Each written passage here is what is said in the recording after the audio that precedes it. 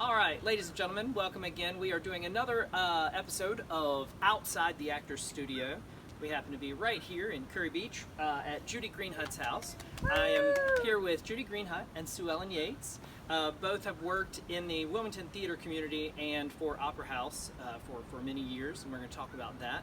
But ladies, welcome. Welcome to Thank you. Outside the Actors Studio. Absolutely. November and it's 80 degrees. North right. Carolina weather. So I am excited to ask some questions to y'all as far as your history with theater, your history with each other, and so let's get started. Sure. All right. So I've got my questions here, my never fail pieces of paper. All right. And you guys can. We have not been fed these questions. We have no idea what's coming up. They're actually kind of nervous Which should about be it. obvious when you hear the answers. It's not staged. So, and either one of you can answer Okay. in any order. All right. Where were you born?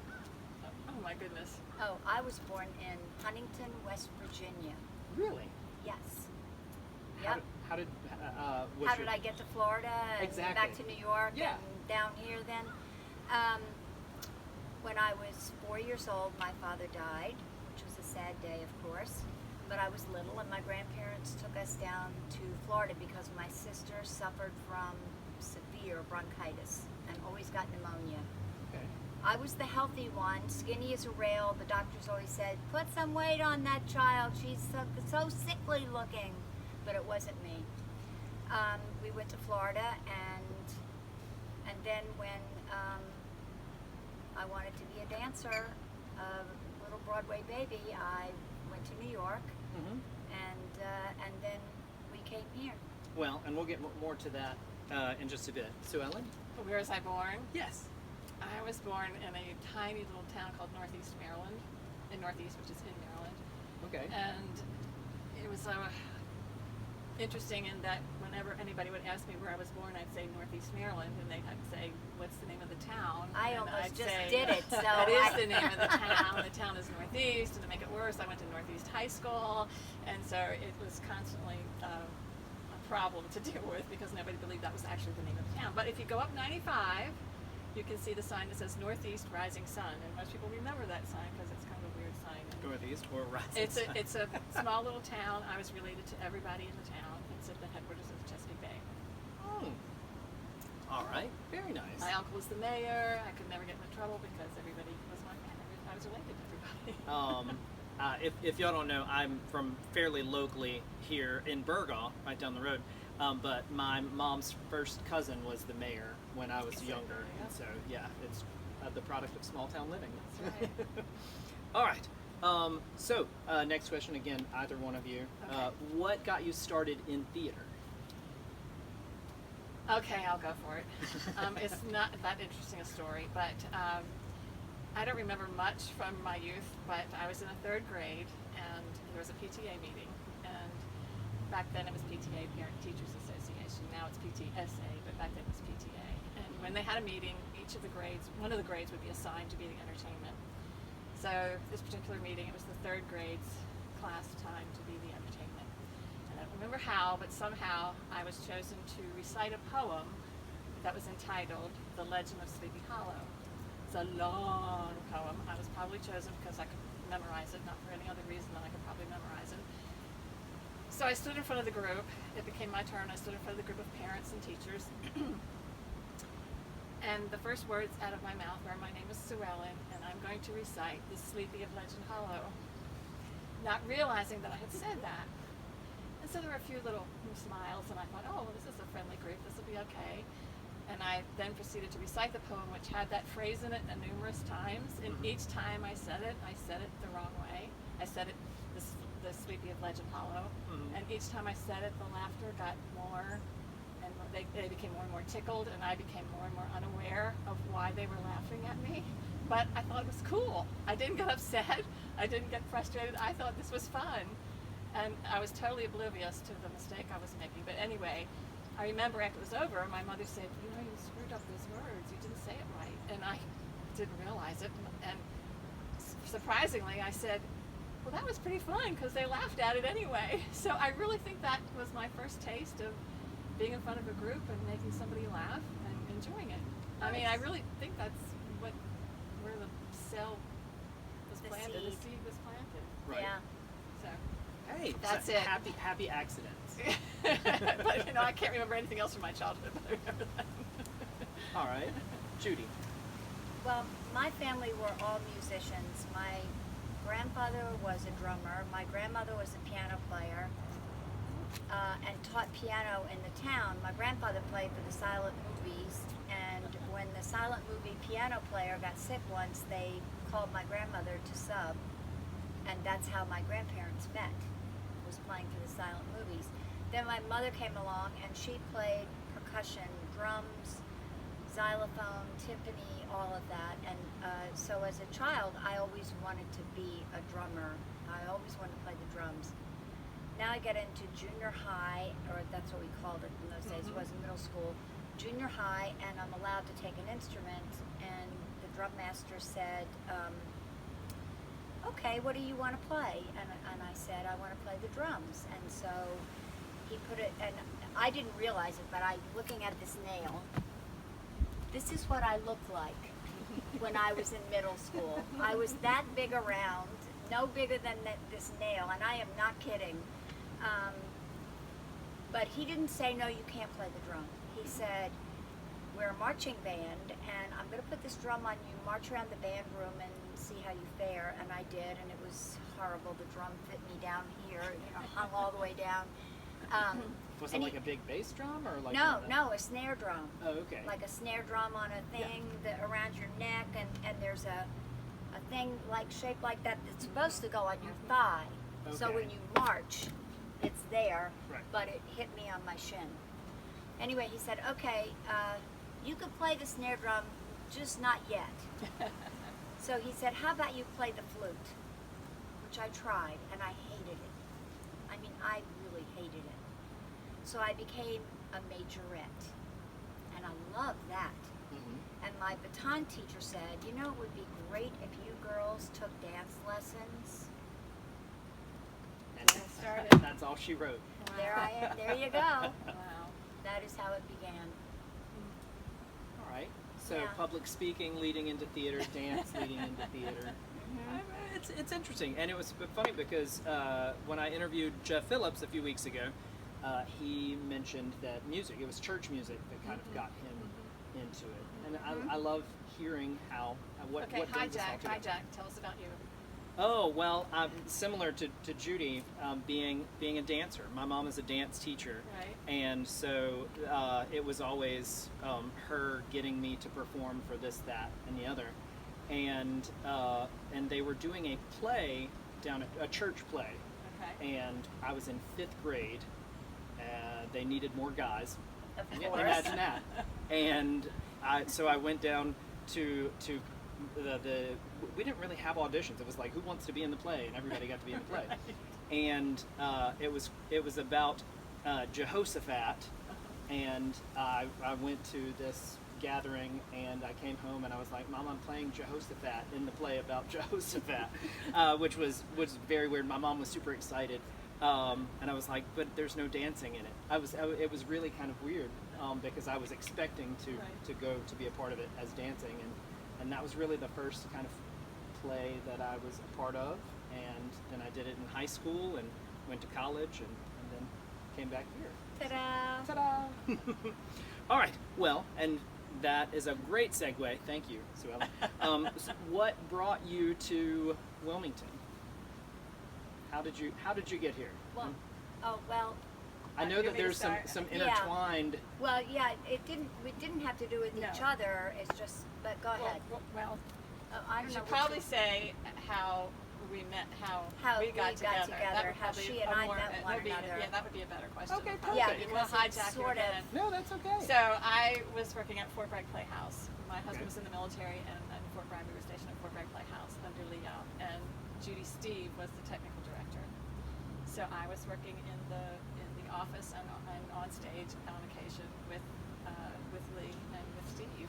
This is Many 70s? years ago. I don't know. I don't know. It was Steve Yeah. Steve is from New York, but he ended up at Fort Bragg in the service. They both have Steves as husbands, Yes. by the Yes. way, just in case. Just so Very confusing. confusing. Yes.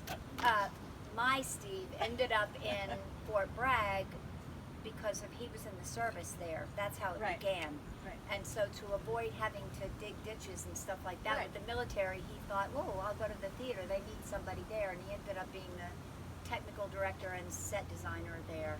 Right. And I applied for a job when my husband was stationed there. I applied for a job in the theater work in the office Right. at the theater. Okay, now. So now fast forward. Fast forward now. I came to Wilmington in 1980 to go to school at UNCW on a full scholarship, majoring in math and computer science. And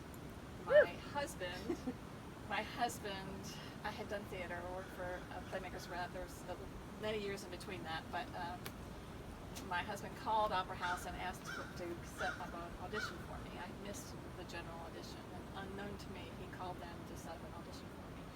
So that was the fall of '91, and I auditioned, had my first show January of '92 with Opera House, and I think it was me and my girl. I was doing a show on stage, and I did not know this, but in the audience happened to be Steve and Judy. I'd seen him in 20 years, maybe?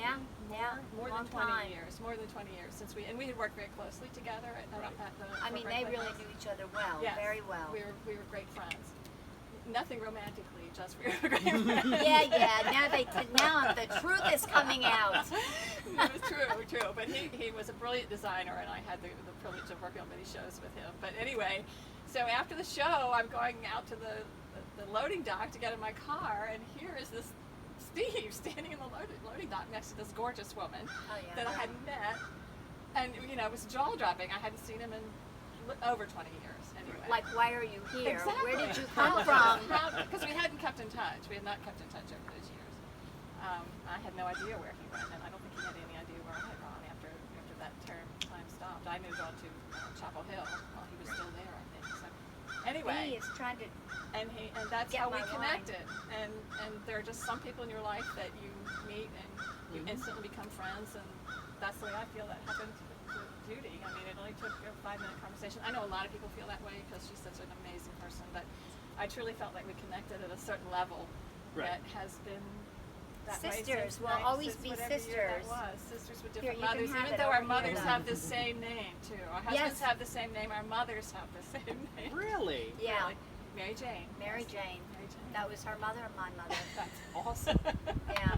All right. Well, then, Judy. Okay, so now jump shift, Yes. and well, I'm skipping my life in New York, but I went to New York, and after I had my kids, I started choreographing shows, and then I started directing choreographing, and I choreographed a show called A Funny Thing Happened on the Way to the Forum, and I met the set designer named Steve Curry, and it was the first time I met him. Okay. He had been brought up by Ed Yes, Dennehy yes, from yes. Fort Bragg to design a summer season on Long Island, which I was directing one of the shows. And I met him while he was putting up Of Mice and Men, and I'll never forget going to see him, meeting him. I went there because I didn't have a design yet, which is typical Steve, and I was directing the show, and he was in the middle of putting up another show, and so I went there, and he's sitting there looking at his set of Mice and Men, trying to figure out what he needs to do. It's all finished, basically. And I said, hi, I'm Judy, and I'm directing Forum, and I need a plan. I need to know which door, the chase, like a... Oh yeah, that's a fairly complicated Complicated. blocking Hard to to block get without around. the set. Anyway, the Mice and Men set was gorgeous. I wish I could have done my show on that set. It was so gorgeous. But anyway, he said, okay. And he took a napkin, and I'm not kidding, and a pencil, and he said, this is where Pseudolus will come out, and then, he marked the whole thing, and he handed it to me. And that was our first meeting. So now that's great. we meet. Do you still have the napkin? Oh, I'm just wondering. I'm sure he could do it again for you. Yeah, you got Probably. Yeah, right. So anyway, jump shift about 2, 3, 4 years. I don't know. We became an item, and we came down here to close his house in Fort Bragg. Okay. He was moving back home, which was Long Island, and we came down here. His car needed work, so we came over here to the beach to kind of kill time while we waited for his car to get fixed. And we saw this house. Oh my God, this story is so funny. We saw this house. It's really, you won't believe all this ins and outs of this one. We ended up buying the house. I'll cut to that part of it. We ended up buying the house from Dr. and Mrs. Fernando. Okay, now we go back to New York, and I mean, we didn't buy it right away. It took a little time. But anyway, we own this house. We come down here every summer to the house in the summer. Great. Now my mom got sick, his mom got sick. We decided to move here and bring our moms here to live. We had a house. We were living in an apartment in New York. So anyway, that made it easier. And I get hired here to do a job to direct Fiddler on the Roof for the Alien Association. And I go to the audition. I'm standing there waiting to go into the audition, and Joyce Fernando walks up. And it was right after Hurricane Fran, and we had lost the house. It went face down in the sand.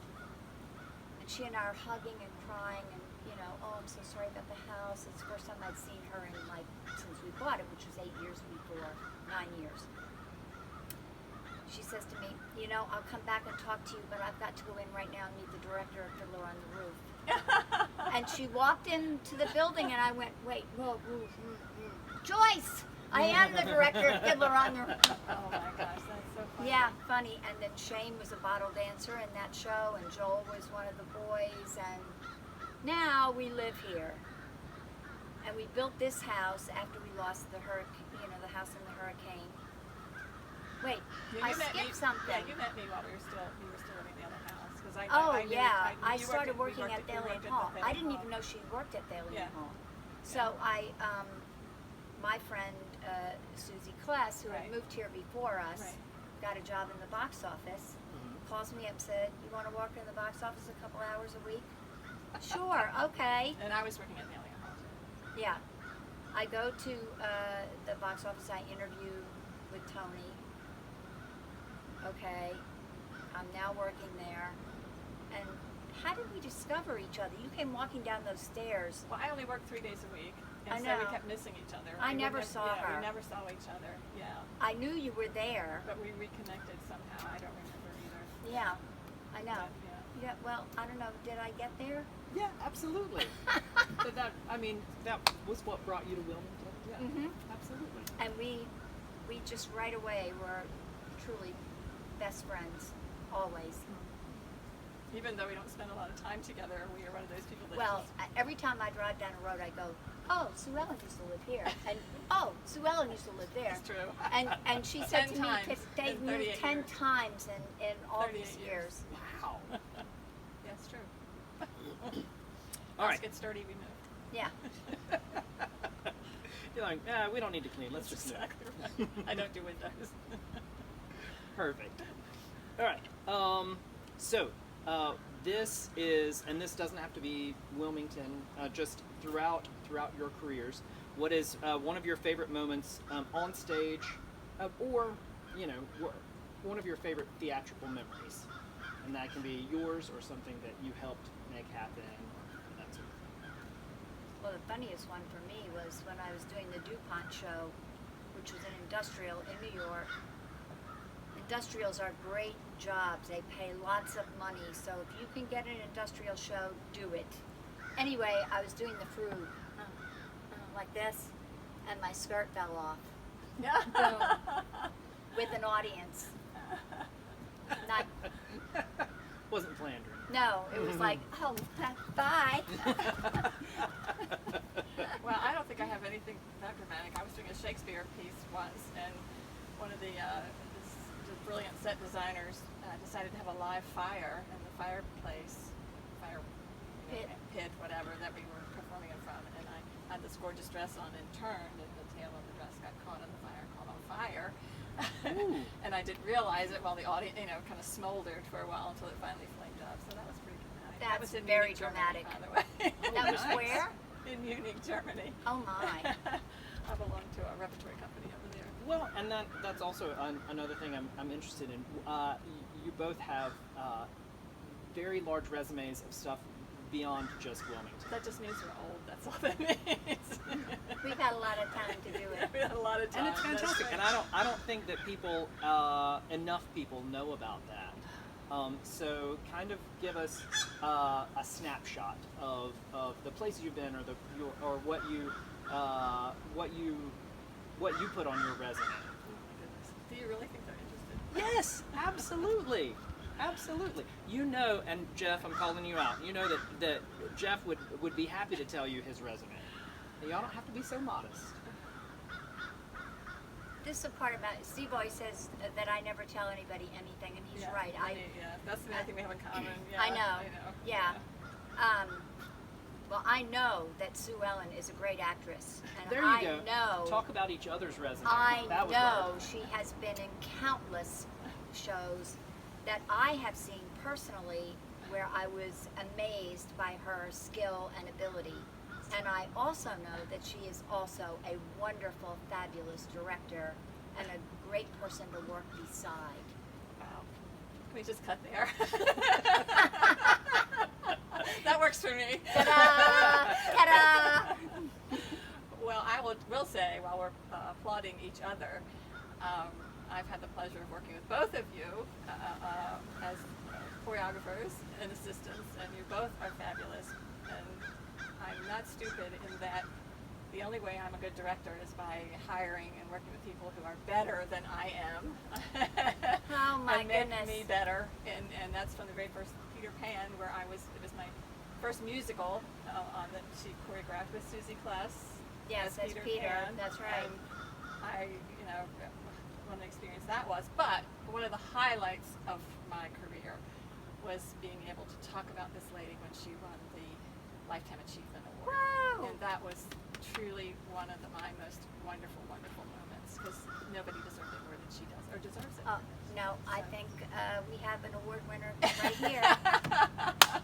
Okay, so we'll cut. So We can. there you go. Yeah. So, That's awesome. That's awesome. And I love how much you two love each other, and the fact that I've gotten to work with you both on.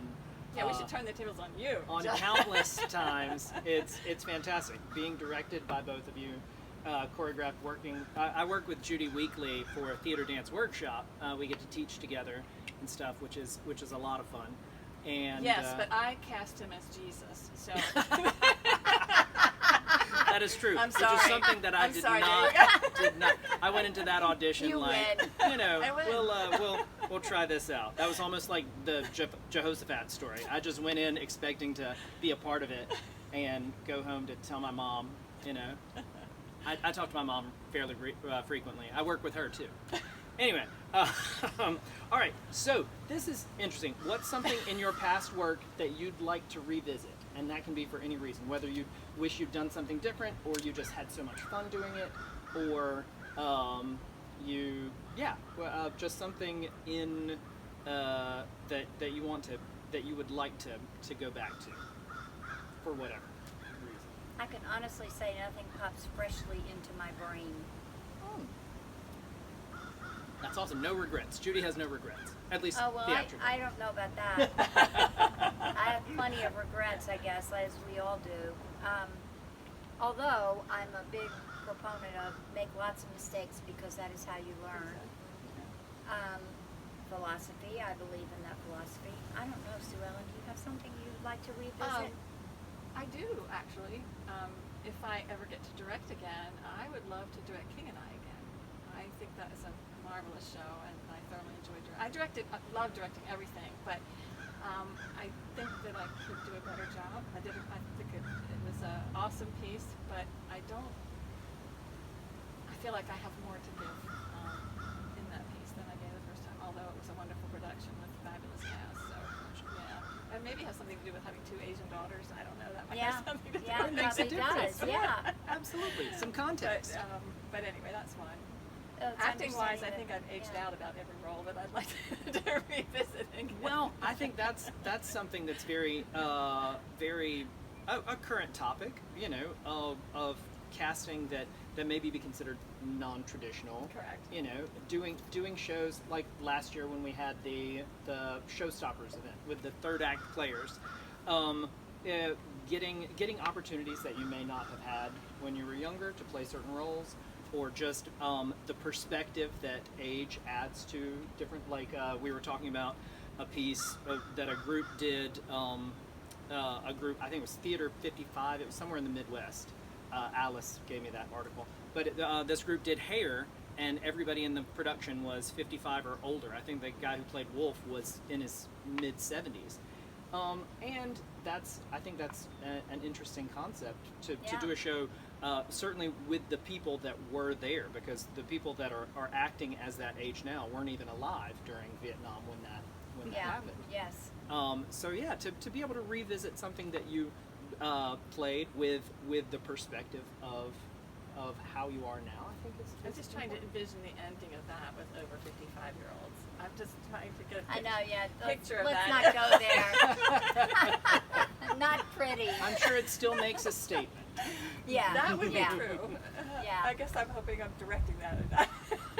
Yeah, no. I'm going to be an audience member. There you go. Yeah. All right, I did see that in the 70s or whatever it came out. I did see that ages ago, or whatever it was.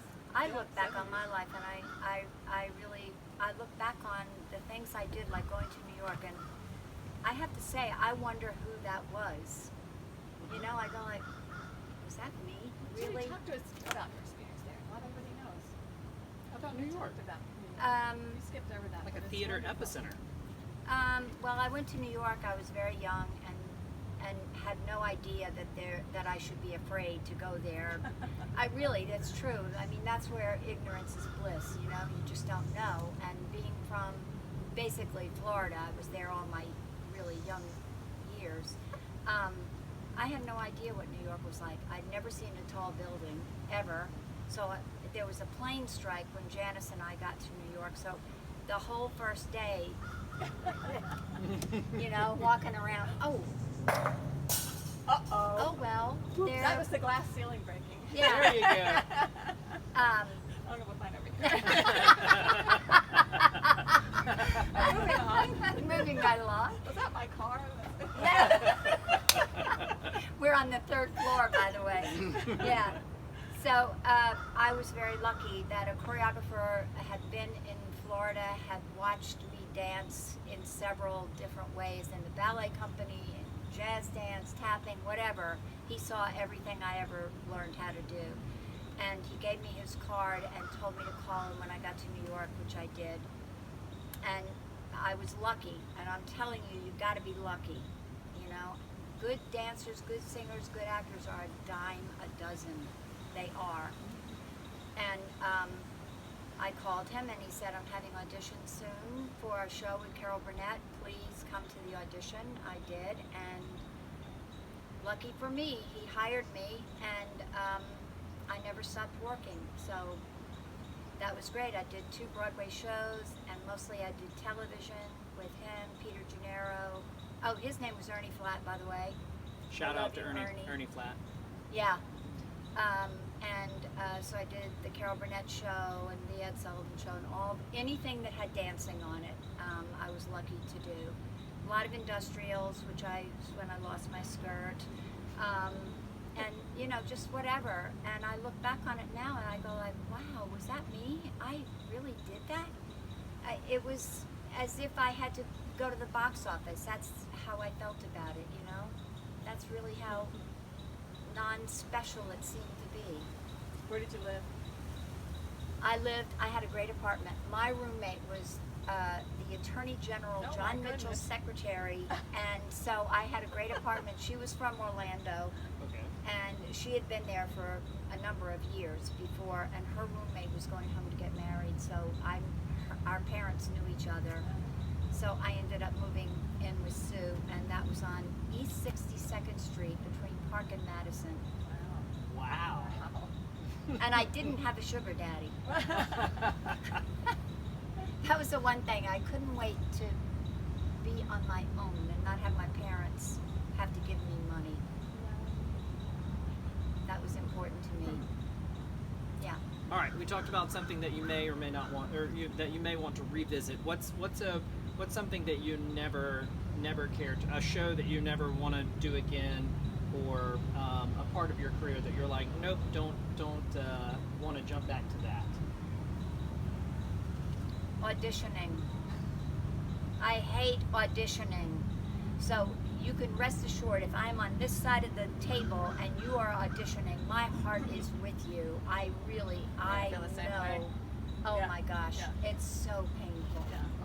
I agree. I feel the same way, and no one has given. I mean, I give the worst auditions or have.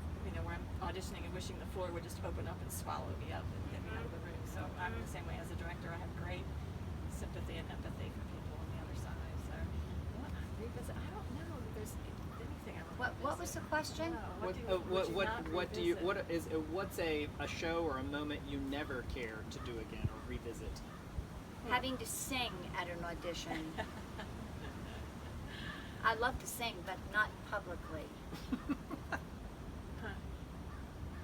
I did a show for Doug Swink at UNCW when I was in school there, and the title was Chivalry, and I had to learn to belly dance. And I took belly dance. It was the 7 veils. You probably know about it, but there was a special dance that I had to do known with the 7 veils, and I had to take belly dancing lessons.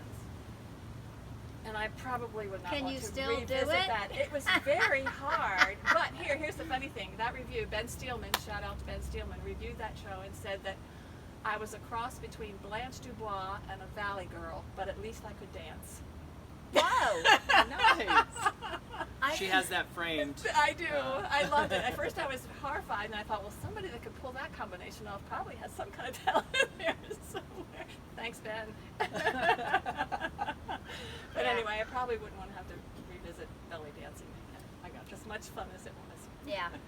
All right, for our younger viewers or viewers that are, still trying to do theater actively, certainly in our current climate, they already mentioned auditions and how much they feel for you when you are auditioning for them. What are some other tips you might have for young performers or performers in general, just to help them along their way? The number one thing I think that's so important is that when you audition, you should not,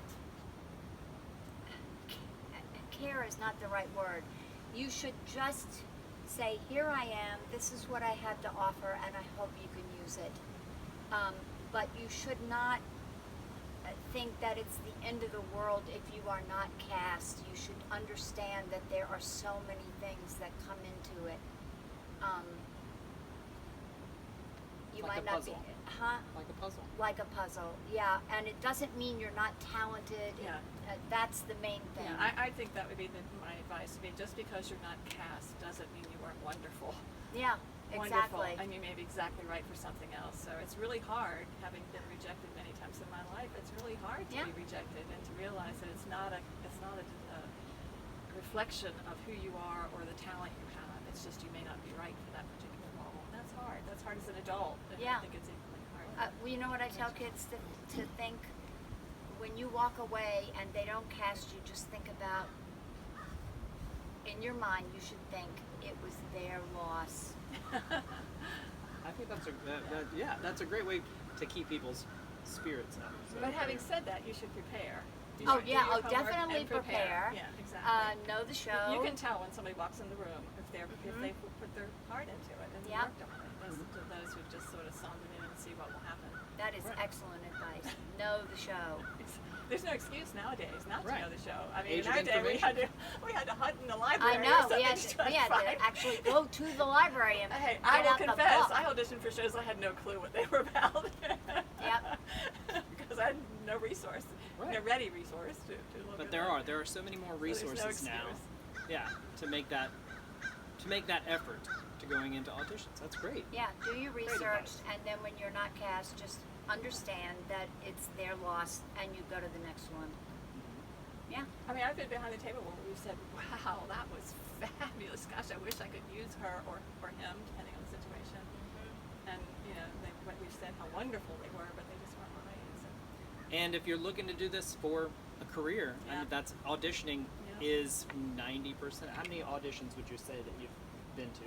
Oh, goodness sakes. Hundreds. Oh, yeah, literally hundreds, Right. yeah. And sometimes just for Tree on the Left, you know. I mean, it was just to get on stage, just to get experience, to be able to watch somebody else's craft or to learn what not to do, you know, if nothing else. Yeah. That's great. Awesome. Okay. Now, this is theater related or non-theater related. If you could have one job Oh, my in the goodness. entire world, doesn't have to be a theater thing. It could be, you know, just what would that job be? Oh, Broadway star. I mean, there you go. There you go. There you go. Awesome. Broadway star. Easy. That was my answer. Yeah. Time's that- running out. Yeah. Yeah, mine would be, I'm living that dream. I love That's awesome. teaching. Yeah. I do. I love teaching kids. I love being with them and a part of their lives, and I enjoy sharing anything I have in here with them. Yeah. And me too. When I first directed for Opera House, when Lou first asked me to direct, I was getting the shows that had children in them because those are the shows I love doing. So I would do that. And having a young person in a show and have a wonderful experience, even if they never do another show again, but come away understanding what it takes to do a show and having more confidence or courage or understanding or learning how to be a team player or whatever came out of it, you know, because I'm a different experience. It's awesome. Yeah. I agree. All right. Flip side.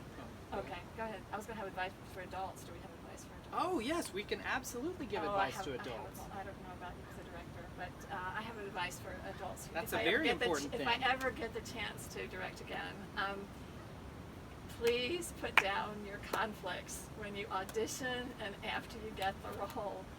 Because if you play the game, I'm not going to put this one date down that I have promised to go to the movies with somebody because chances are I won't get, won't have a rehearsal that night. Right. It's not the game to play. Just put it on the sheet. Be open about it. Be open about it. I spend hours trying to do a rehearsal schedule to not waste people's time and to not give me the information to be able to do that is disheartening. In fact, what I would like to do, this will never happen. We're cutting this part of the tape. Think about this. I don't know. I think this is a good idea. I think that when I'm directing a show next, I'm going to say, if you can't be there for a particular night of rehearsal, you have to send someone in your place. And it can be someone that could step into the role should you not be able to make the role. In other words, if Pick you're your own young, understudy. Exactly. Or body double or understudy. Exactly. And think about this, because I am not good at painting a beautiful picture with half the cast there. And then the next time come to rehearsal, I have the second half of the cast of people that, Yeah, the picture that's that I it. painted no longer looks pretty anymore. It's a disaster. I can't remember, because I'm old, who was there, who wasn't there, what, why it looks terrible now. And so I think this would help. And not only that, but think about this. There are people, this could be their way, if you were an understudy, this could be your way into the other side. If you come in and stood in for somebody, maybe you don't have a lot of experience, or maybe you've always wanted to work with Judy as a director or Jason as a director. This is your chance to show them what you can do, even if you weren't cast. And I'm thinking this is brilliant. This is a great trend. All right, I want to see more of it. Pick your own understudy. Get If them you can't be, an and they'll alternate write down the stand-in. blocking in your script. They'll teach you the dance steps. So if you're casted as a dancer, your replacement should be a dancer. Oh yeah. If you're, it shouldn't be somebody that. I know Ray Kennedy would be on board with this. Listen, 100%. I think this would be so, because we have such a limited time for rehearsals anyway, and I have wasted so much time having to redo things because the world has changed. So that's my new brilliant COVID-19 idea. Fantastic. Innovation through, necessity. But can you think of a reason why that wouldn't work? No, Except I they think wouldn't, it's good. because they'd be, Nobody would miss. well, they'd be afraid maybe. They would be afraid somebody would do better than them. Or they would send you a reel like somebody. No, they couldn't do that. Their lab assistant, because they are from Transylvania. You got it. There you go. There's my advice. I think that's great. Well, you know, and in a similar fashion, when Jeff was talking about it, he was talking about people of younger and older performers to not, you know, bicker about things on Facebook if it doesn't go their way. Oh yeah. Which is a big thing. Absolutely. I don't think I that don't solves a even whole engage lot. in social media, so I'm Right. definitely one of there. Yeah. It's true. Yeah. That's All right. true. So this is And one- also don't say, don't worry, I know my part. I'm not going to be there, but I know my part. That's like, great, but that's only half the story. No, yeah, it's not really fair to your if it's a one-person show, that's one thing. But your acting partner. It's not really fair. You may know your lines, but we need to be sure they know theirs. All right. So we talked about one job that you would want to have. What's a job that you never care to have? And this could be for any reason, you know. In the theater, Just in general. In general. I would hate to be a stage manager in a theater. I would get so rattled. Yeah. Yeah, I would. I would not be good at that. Can you think of anything, Sue? I'm trying to think of all the terrible jobs I've had in the past. Context. Oh yeah. It's like Let what me do think I some not more on want? that one. What do I not want to go back and do? Yeah, I'm afraid I might hurt somebody's feelings. I don't want to do that. All right, this is something that we pulled straight from inside the actor's studio. What's your favorite swear word? Oh, goodness. Oh, you don't want to know. Yes, I do.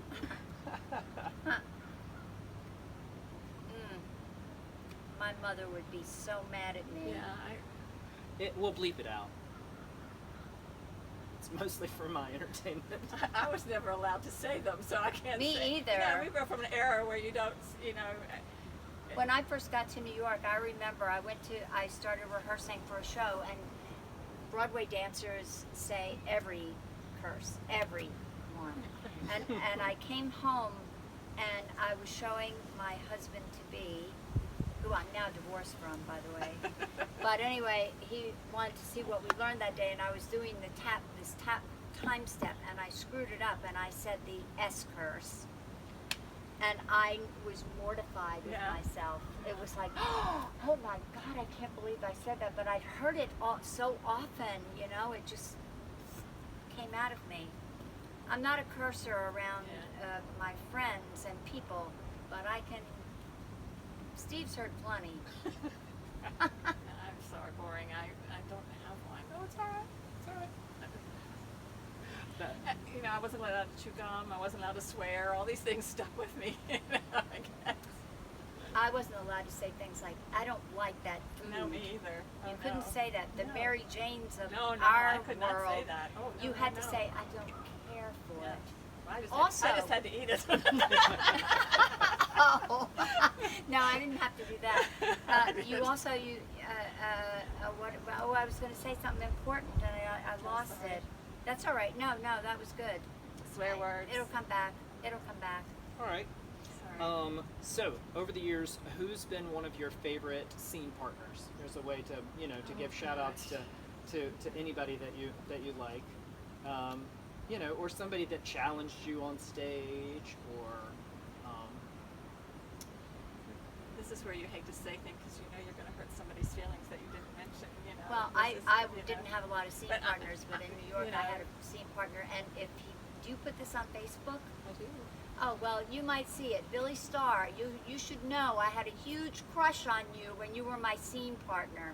He now lives in California and teaches theater there and is married and happy and, but yeah. Okay, I can give you 4. okay, awesome. Tony Wow. Ravenberg, because we go all the way back to UNCW days. That's where I first met him. Doug Smith put us together, Yeah, he's my favorite boss. and we worked together, and we're even called the Fontaine of Wilmington for a while because we worked so much together. Yep. So obviously, Tony is the one that if he calls and says he has a part for me, I always say yes because I feel like we have a great connection on stage, and with that I can say on Golden Pond that Judy directed was so much fun because Yeah, it was so we just trust special. each other on Yeah. stage. There isn't anything he can do that he knows I won't cover, and vice versa. And it's just you can kind of relax and just do your thing. Another one would be Joe Gallison, working with him in Fiddler. Getting to do the role of Golda was truly one of the most wonderful Also times one of my mine. life. It was an amazing experience. That was a great experience. Jason Hatfield. I have worked with him, believe it or Oh, not, in God. so many different ways. We have been just about every relationship on stage that you could possibly have, and some of my worst nightmares have been with him on stage. When we were doing You Can't Take It With You, and Pat Hingle and I were on stage, and Jason was supposed to make an entrance, and I was waiting for him to make the entrance, and he didn't, but I could hear this noise backstage of him running away. And so Pat Hingle and I, the only two people on stage, were left on stage to continue this scene that was supposed to have Jason's entrance into it. And only afterwards did I learn that as he was about to enter, he realized he had the wrong costume on. So he went to his dressing room, all the way to his dressing room, and changed costume, and then came back as Nick. So you know how actors exaggerate how long a time it is? It was a long time to be on that's stage. a long time. Yeah. But I love him, and he's also one of my favorite. He can tell another story about me when I jumped ahead a few pages. We were playing a scene with just the two of us, and he made the motion of buckle your seatbelt because he knew it was going to be a bumpy ride while we tried to figure out how to get back to where we were and maneuver our way through it. So he's definitely another person that I like to work with on stage and off stage. Right. Dan Morris, we did Lion and Winter together, and it was probably one of my favorite straight plays together. First, it's so well written, and I just felt like we were wonderful together, and he was wonderful to work with. So he remains one of my favorite scene partners. That's awesome. Some great shout outs. There you go. Now I'm sure there's more, so I'm sorry if I've forgotten you. I know. It's hard. I'm sure there's some On women the out spot. there too. But certainly the way that so much theater is structured, there's a lot of interpersonal relationships that are male-female. Yeah. All right. Well, you kind of touched on this, but especially since both of you have a history with a certain executive director of Thalian Hall, do you have some fun stories about Tony Reinbart that you would like to share? No, he was perfect. Tony, you better pay up for that great. comment right there. You know what I love about Tony? Tony, first of all, without Tony, there would be no Thalian Hall, and that is the truth, right? And he has kept it alive and well and prosperous, and I have such respect. Also, this man knows every piece of Wilmington history. Don't limit him to Wilmington, please. Well, that and history. But the thing that is so wonderful about working with Tony, and probably all my coworkers will say this is not true, but I know you'll agree. You can tell Tony you don't want to do something or something isn't right, and he'll get mad at you, and rant and rave at you, and you go away. You're feeling all kind of. And an hour later, he'll come back and he'll say, I was wrong. And that is admirable to me in a boss. Somebody that can say they're wrong, and apologize. Right. Or, not that I'm wrong, but an apology about the way I handled the situation. I worked up in the office, and when he took me to lunch one day and said, I'd love you to come work for me. This is after he'd worked on stage for many years. And he said, I can't pay you very much money, but I'll give you a great title. And I said, okay, that would be great. Wrong, but that would be great. And I said, so what's the title? He said, Goddess of Finance. So that was my title. Did you have I worked business 3 cards days a week for that? No, I should have. But I had a signal when he was in my ear going, budget, dollars and dollars. I did this. And that was the acid being poured into my stomach. And he knew that he needed to back off at that point. Space. But I agree with everything Judy said. I mean, he's amazing. And my life has certainly been enriched and blessed because he's been in it. So I agree. that's awesome. He also took me to lunch when Yeah, we lost that's a secret. right, exactly, food, and wanted to know if I could take over the managing of the money down in the box office, and he said, "Can you take over Trisha's job?" And I said, "No." And he said, "Oh, well, what if she sort of helped you and you were there and helped me?" And I said, "Okay, I'll figure it out."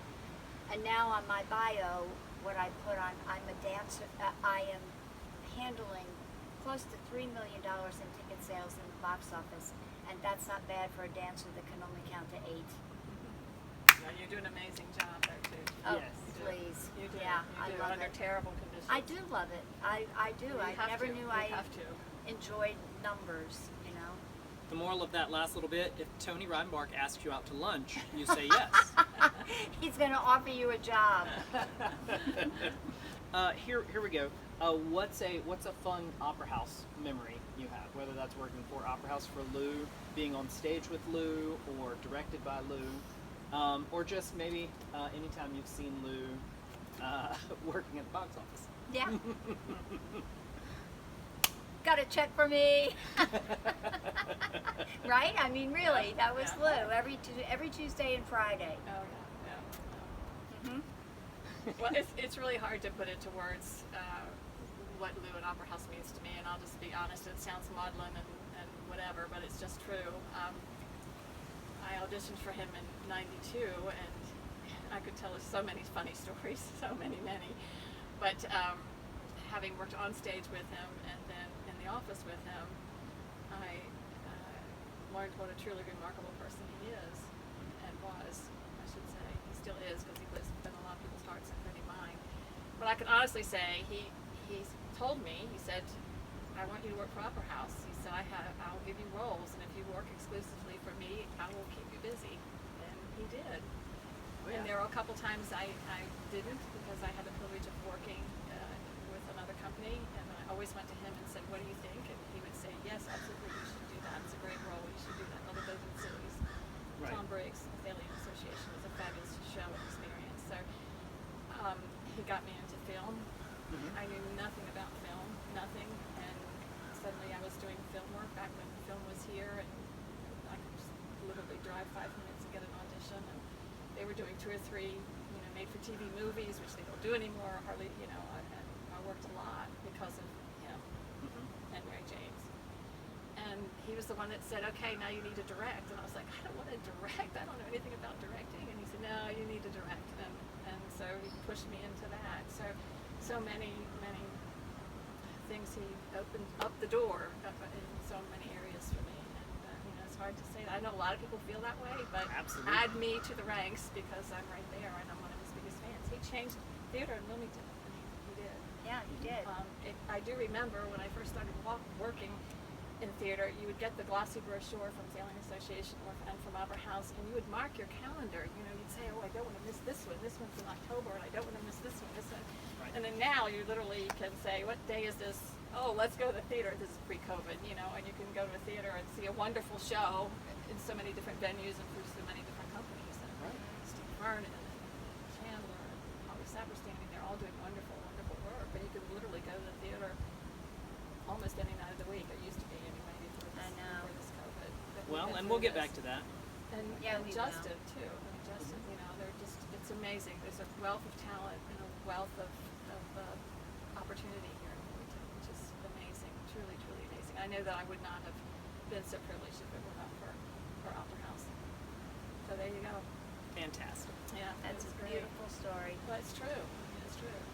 Oh yeah. This is true. I in 2006 I'd done Yes, 3 Jason, shows. tell them how you got connected with Opera House.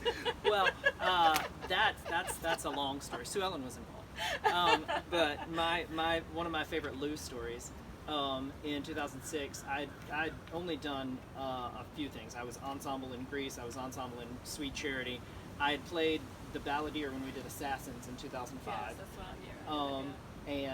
And JR directed that, and Lou would come in, and he wouldn't really direct, or like he was just watching the run through, but at some points he would just come and just like pull you where he thought you needed to be, because he didn't want sometimes he didn't interrupt. He was just like, stand there. But then I wasn't at the 2006 summer auditions. because I knew that they were doing Little Shop of Horrors, and I really wanted to do that, but it was separate because Ron couldn't be there. Gotcha. But apparently they were doing 1776. That show requires about 900 guys, of which there are less than 900 in Wilmington. But after the audition, I got a call, and it was on the answering machine, so I didn't even receive it in person. But when I pressed the play button, it was like, Jason, this is Lou Criscola. We want you to be part of 1776. We need some more guys for 1776. I want you to play the part of Richard Henry Lee from Virginia. You sing a song called, and then he thought for a minute, I'm Richard Henry Lee from Virginia, which is not the name of the song, the Lees of Old Virginia. But it was just so fun that he took a second. He was like, yeah, that sounds right. I'm Richard Henry Lee from Virginia. And I kept that on my voicemail for the longest time. It was so fun. But yeah, it's fun. There's some great history, and I've been fortunate to work with Opera House and a lot of the Wilmington theater community, and I'm hoping that yes, we can all pull through this, and make sure that we get back to the point that all of this rich theater culture that we've built we don't lose it. I know. I feel so sad for the performers now. They're really. We're hurting for wanting to share our talent because we just can't, and that's performers all over. I sit and look at Broadway people that I follow on social media, and just the things that they're trying to do to keep themselves busy, teaching workshops, virtual workshops. Thank God for Zoom. Absolutely. Really, it's a way we can all stay connected. Well, I just want to I have to give a shout out to I forgot to say the most favorite show I've ever directed, of course, was Les Mis. I've got to give a shout out to that because that was truly probably the best theatrical experience I've ever had, acting or directing a part on. So and you were part of that. That was truly a magical, wonderful experience, and I thank all of you out there who happened to look at this who participated in that, because that was truly one of a kind. It was incredible to be a part of too. Yeah. It really was a phenomenal moment. It was. It truly was. Okay. All right. For the entire interview, please check out our YouTube channel for almost the entire interview. And we hope you've enjoyed this. Thank you, ladies. Thank hope you. Have a good evening. Love you, Jason. So I want to interview you sometime.